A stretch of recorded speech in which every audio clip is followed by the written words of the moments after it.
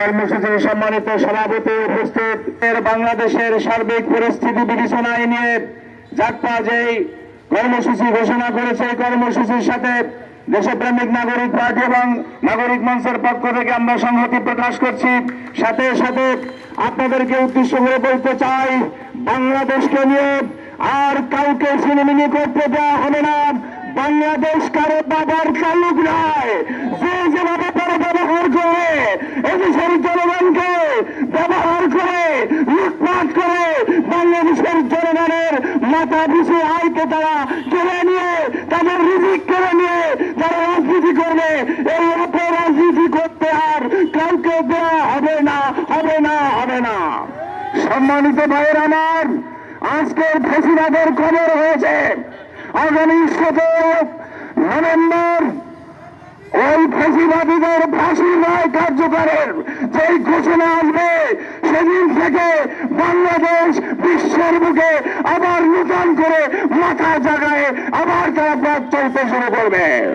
আমরা বলতে চাই, ফেসিবাদের দোষর যারা আজকের তাকিয়ে দেখো, বাংলাদেশের বিশ্ববিদ্যালয় মাদ্রাসা শিক্ষা প্রতিষ্ঠানের সকল কোমলমতি ছেলেমেয়েরা হাতে লাঠি নিয়ে দেশকে স্বাধীন রাখার জন্য বেরিয়ে পড়েছে।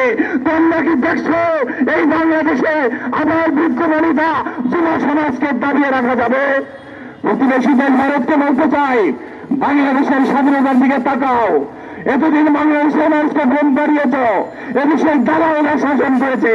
ওই দালালদের কবর দিয়ে বাংলাদেশের দেশপ্রেমিকরা বাংলাদেশ শাসন করবে। আগামী নভেম্বরে গণভোটের দাবিতে যে সকল আন্দোলন কর্মসূচি চলছে, আমরা তার সাথে সহমতি প্রকাশ করছি। বাংলাদেশে একই দিন একটি ভোট হবে, সেটা গণভোট। গণভোট হওয়ার পরে হবে জাতীয় ভোট। এর আগে কোনো জাতীয় সংসদ নির্বাচন জনগণ মেনে নিবে না, নিবে না। যারা স্বপ্ন দেখছেন ভোলা পানিতে মাছ শিকার করবেন, আপনারা এতদিন ঘরতে ছিলেন, ঘরটি থেকে জাগিয়েছে কারা? কারা আপনাদেরকে কারাগার থেকে বের করেছে? কারা আপনাদের বালুর ট্রাক সরিয়েছে? এগুলি আপনাদের চিন্তা করতে হবে। এদেশের মানুষ সচেতন। প্রত্যেকটি মা বোন থেকে শুরু করে জনগণের হাতে হাতে অ্যান্ড্রয়েড মোবাইল আছে। তারা মুহূর্তের মধ্যে আপনাদের কার্যক্রম, আপনাদের বিবৃতি দেখতেছে। ফেসিবাদের মামলা আপনারা প্রত্যাহার করার কথা বলছেন। আপনার তো ফেসিবাদ আইনগতভাবে নিজেরা ফেসিবাদী হয়ে গেছেন। সুতরাং সাবধান। আগামী দিনে যদি বাংলাদেশের জনগণকে নিয়ে, গণতন্ত্র নিয়ে, স্বাধীনতা নিয়ে কোন প্রকার ছিনিমিনি করা হয়, এদেশের সকল জনগণকে সাথে নিয়ে জাগপা ছাত্রলীগ যুব জাগপাকে সাথে নিয়ে আপনাদের মোকাবেলা করে দেশকে আমরা স্বাধীন রাখবো ইনশাল্লাহ।